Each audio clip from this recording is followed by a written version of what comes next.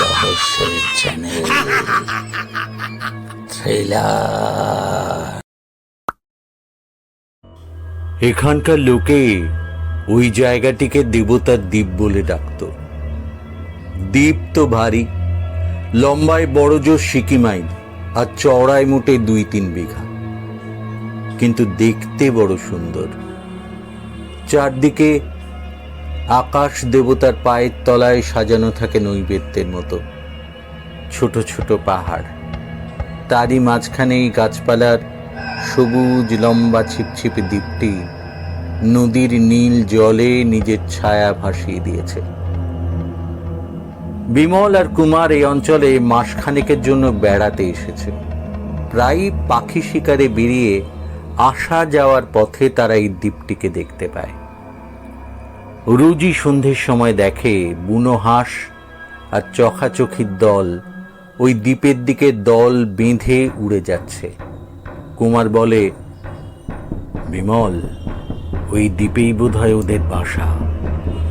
বিমল বলে, আমারও তাই বিশ্বাস, কিন্তু ওখানে যাই কেমন করে? ও দ্বীপে যাওয়ার একমাত্র উপায় হচ্ছে সাঁতার কাটা, কারণ এখানকার কোনো মাঝি নৌকো নিয়ে ওখানে যেতে চায়।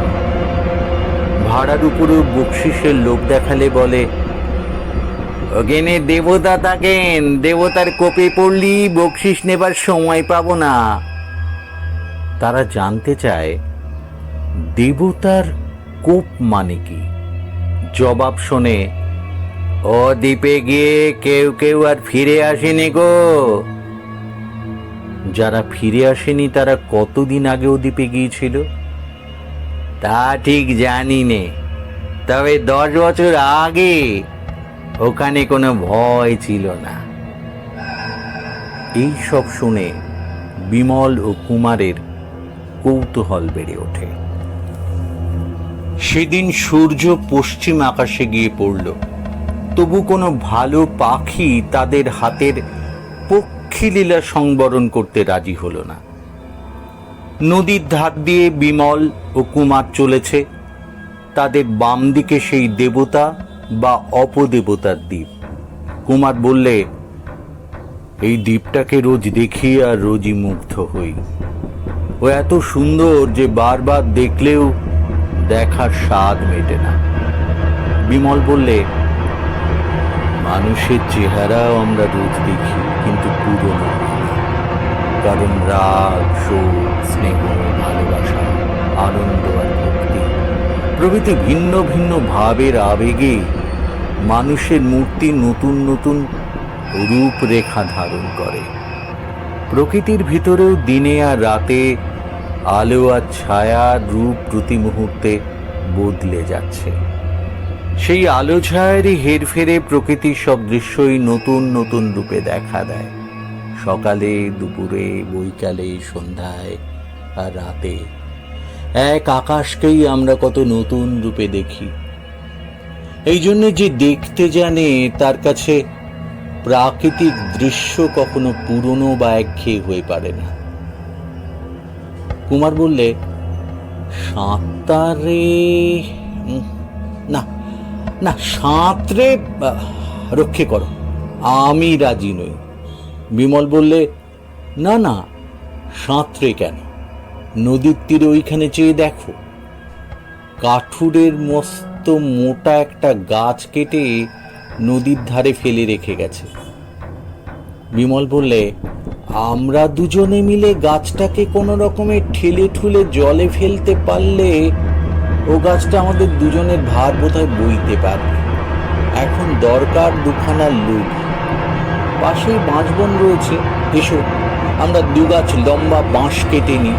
নদীর জল বেশি গভীর নয়, বাঁশ দিয়ে অনায়াসেই আমরা গাছ নৌকো চালাতে পারব। কুমার বললে, কিন্তু মনে আছে ও দ্বীপে গিয়ে কেউ কেউ ফেরেনি?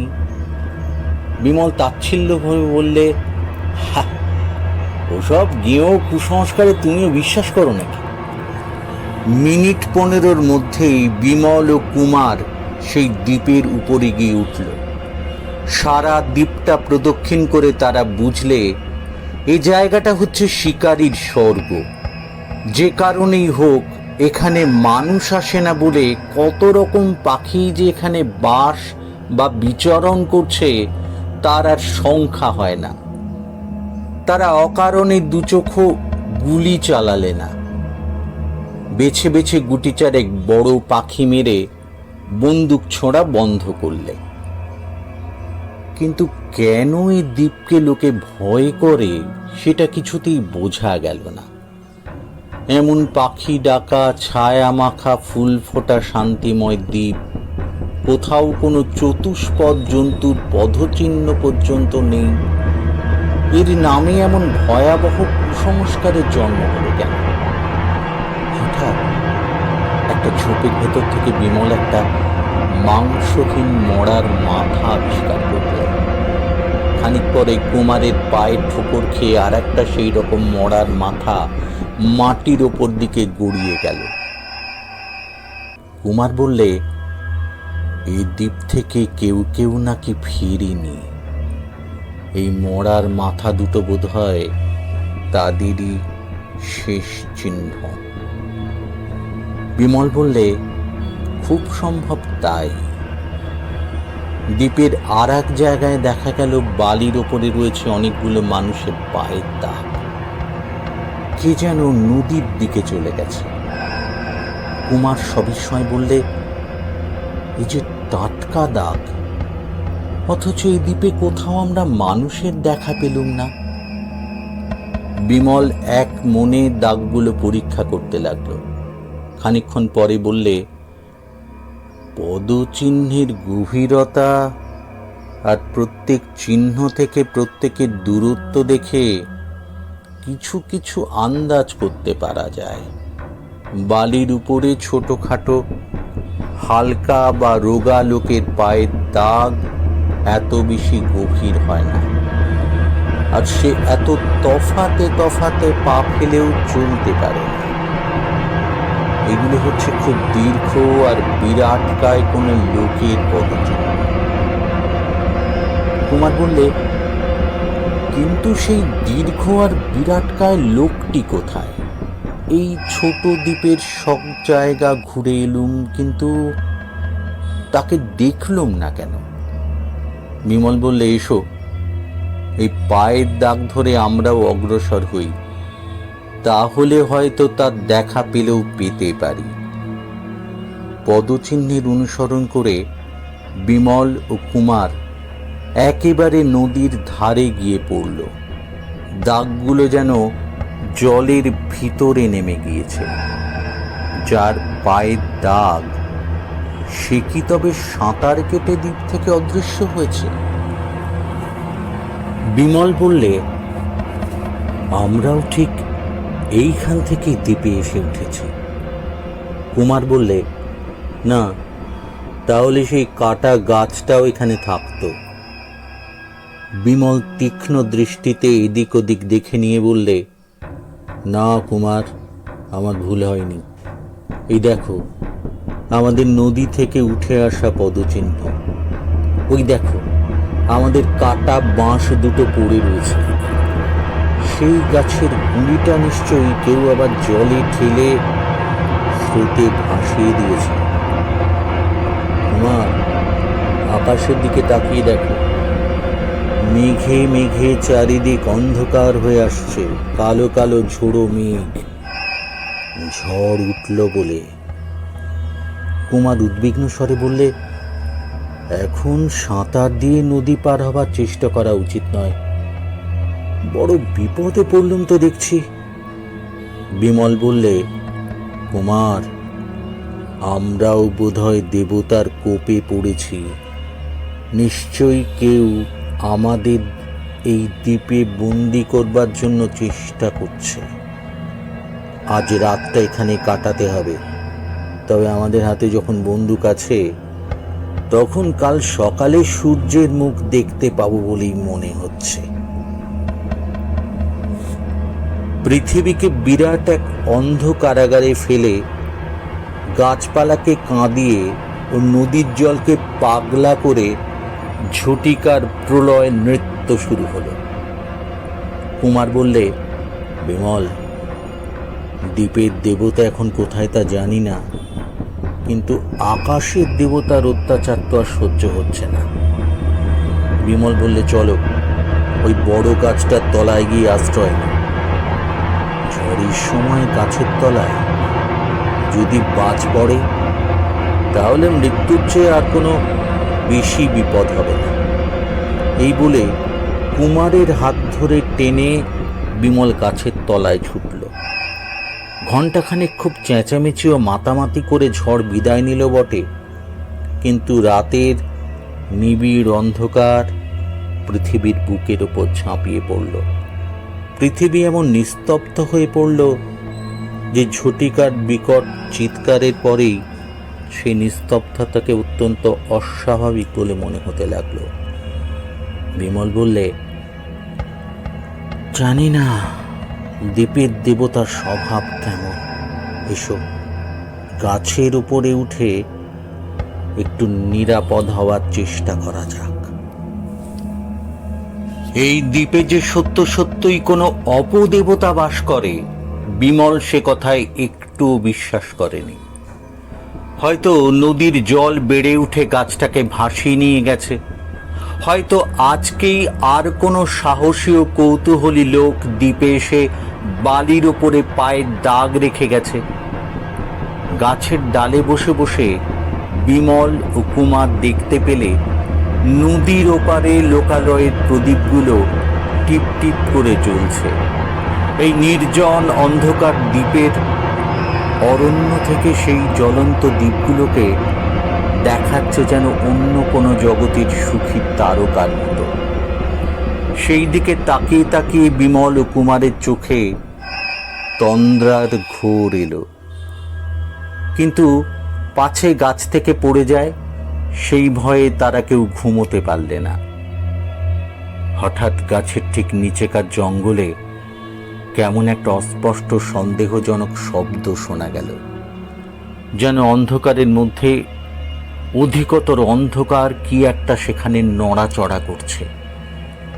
বিমল ও কুমারের চোখ কিছু শেষ আবিষ্কার করতে পারলে না, কিন্তু পাশের গাছ থেকে একটা পেঁচা যেন তাকে দেখেই সভয়ে চেঁচিয়ে ডানা ঝাপটিয়ে উড়ে গেল।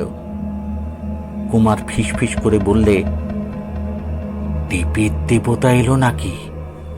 বিমল বললে, চুপ, কে কাছে উঠছে, বন্দুক তৈরি রাখো। নতুন কোনো ভারে গাছটা অল্প অল্প কাঁপছে। কে গাছে উঠছে? অজগর সাপ নয় তো? বিমল আবার চুপি চুপি বললে, কুমার, আমি হঠাৎ টর্চ জ্বালবো, বিপজ্জনক কিছু দেখলে তুমি গুলি চালাবে। গাছের উপরে কোনো জীবের গাত্র ঘর্ষণের শব্দ ক্রমে স্পষ্ট হয়ে উঠল। তারপর বিমল ও কুমার যে ডালে বসেছিল সে ডালটাও নড়ে উঠল। হঠাৎ বিমল টর্চ জ্বেলে ফেললে এবং ঠিক হাত তিনেক তফাতেই ডালের ওপরে যে বিভৎস মূর্তিটাকে দেখলে সে কি মানুষের মূর্তি! প্রকাণ্ড একটা উলঙ্গ কালো মিশমিশে দেহ, তার সর্বাঙ্গে কালো কালো লোম, পিঙ্গল জটা, শস্ত্র গুম্ফের মধ্যে দুটো ড্যাব ডেবে হিংসুক দৃষ্টি আগুনের মতো জ্বলছে। হঠাৎ টর্চের তীব্র আলোতে চমকে উঠে সেই ভয়ানক মূর্তি তাড়াতাড়ি দুই হাতে চোখ ঢেকে ফেললে এবং সঙ্গে সঙ্গে গাছের ওপর থেকে নিচে পড়ে গেল। একটা আর্তনাদ শোনা গেল। বিমল নিচের দিকে আলো ফেললে। মূর্তিটা ঊর্ধ্বশ্বাসে ছুটছে। সে বললে, এই সুকুমার, ওকে ধরতে হবে, ও নদীর দিকে গেছে। দুজনে চটপট গাছ থেকে নেমে পড়ে টর্চের আলোতে নদীর দিকে ছুটল, কিন্তু নদীর ধারে এসে দেখলে জলে সাঁতার কেটে কে ওপারের দিকে যাচ্ছে। কুমার বন্দুক তুললে। বিমল বাধা দিয়ে বললে, না কুমার, নরহত্যা করো না। নিশ্চয়ই আমরা কোনো পাগলের পাল্লায় পড়েছিলাম। নদীর জল থেকে রাত্রে স্তব্ধ আকাশ বিদীর্ণ করে একটা সুদীর্ঘ হা হা হা হা অট্টহাসি জেগে উঠল। বিমল বললে, দ্বীপের পাগল দেবতা আসছে। আজকে আহার নিদ্রা থেকে বঞ্চিত হলে বলে এমন জায়গাটা কেন বিরক্ত করলি রে? একটা লাস্ট লাইন ভেঙে পড়বে খুবই। উফ, বিমল আবার চুপি চুপি বললে, কুমার, আমি হঠাৎ টর্চ জ্বালবো, বিপজ্জনক কিছু দেখলে তুমি গুলি চালাবে। গাছের ওপরে কোনো জীবের গাত্র ঘর্ষণের শব্দ ক্রমশ স্পষ্ট হয়ে উঠল। তারপর বিমল ও কুমার যে ডালে বসেছিল সে ডালটাও নড়ে উঠল। হঠাৎ বিমল টর্চ জ্বেলে ফেললে এবং ঠিক হাত তিনেক তফাতেই ডালের ওপরে যে বিভৎস মূর্তিটাকে দেখলে সে কি মানুষের মূর্তি? প্রকাণ্ড একটা উলঙ্গ কালো মিশমিশে দেহ, তার সর্বাঙ্গে কালো কালো লোম, পিঙ্গল জটা, শস্ত্রগুম্ফের মধ্যে দুটো ড্যাব ডেপে হিংসুক দৃষ্টি আগুনের মতো জ্বলছে। হঠাৎ টর্চের তীব্র আলোতে চমকে উঠে সে ভয়ানক মূর্তি তাড়াতাড়ি দুই হাতে চোখ ঢেকে ফেললে এবং সঙ্গে সঙ্গে গাছের উপর থেকে নিচে পড়ে গেল। একটা আর্তনাদ শোনা গেল। বিমল নিচের দিকে আলো ফেলে দেখলে মূর্তিটা ঊর্ধ্বশ্বাসে ছুটছে। সে বললে, এসো কুমার, ওকে ধরতেই হবে, ও নদীর দিকে গেছে। দুজনে চটপট গাছ থেকে নেমে পড়ে টর্চের আলোতে নদীর দিকে ছুটলে, কিন্তু নদীর ধারে এসে দেখলে জলে সাঁতার কেটে কে ওপারের দিকে যাচ্ছে। কুমার বন্দুক তুললে। বিমল বাধা দিয়ে বললে, না কুমার, নরহত্যা করো না। নিশ্চয়ই আমরা কোনো পাগলের পাল্লায় পড়েছিলাম। নদীর জল থেকে রাত্রে স্তব্ধ আকাশ বিদীর্ণ করে একটা সুদীর্ঘ হা হা হা হা অট্টহাসি জেগে উঠল।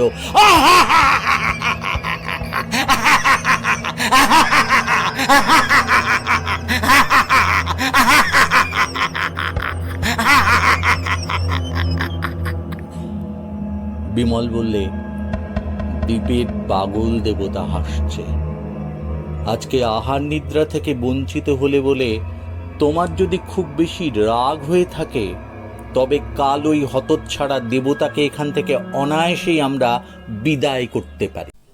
গল্পটি ভালো লাগলে লাইক করবেন, শেয়ার করবেন আর সাবস্ক্রাইব করবেন।